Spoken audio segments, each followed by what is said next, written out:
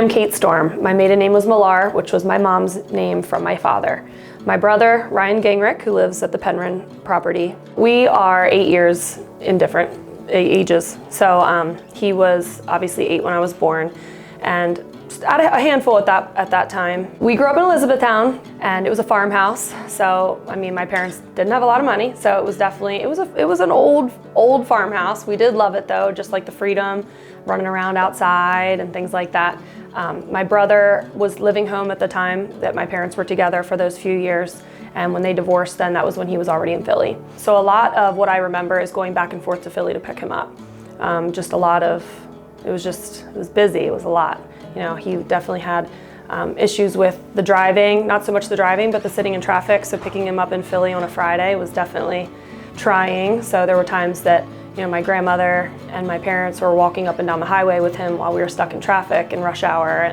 But I mean, we had a good childhood for what it was. You know, I know that growing up with him, my mom was so stressed out all the time. So when he went to Philadelphia, obviously for any mom, it was very, very, very hard on her. And she didn't want that to be the way it was, but we didn't have money at the time. She didn't have the help that she needed through the state, the government, anyone. I mean, I can't imagine as a mom now and at the age that she was at when she had to give him up, you know what I mean? Having to do that to my kids and how that would affect me.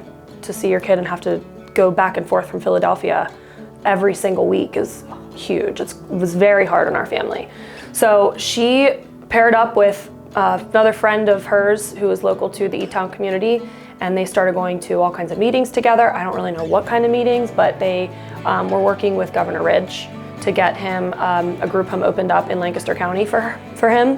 And after a lot of fighting and a lot of losing, she won it, and she got the house in Penryn for him.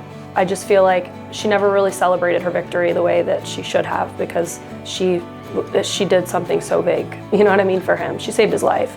I mean, there were times that we'd go to Philly and he was neglected, and he was, you know, there was times he'd drinking out of the toilet because he didn't have any water for who knows how long, and it was nasty. It was very bad, very awful to see the living situations that he was in.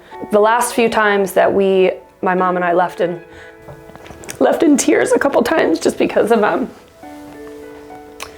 he was losing his want to live, you know what I mean?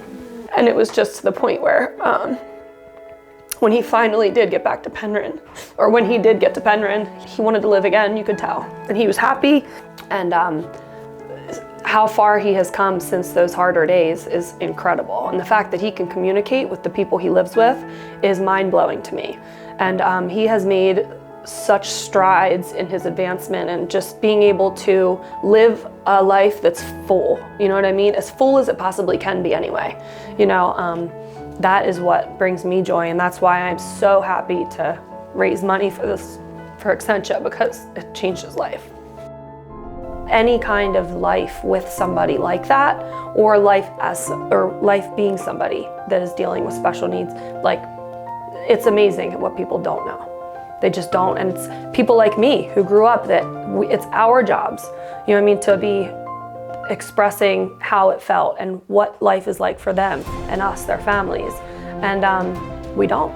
The support that I've received from Extentia, from people in corporate and people in the home at Penryn where he lives, staff, all amazing, very helpful, feels like very close to home, that anytime that I need anything, and that was my mom's goal, you know? So it's an amazing thing, and it's her legacy, really.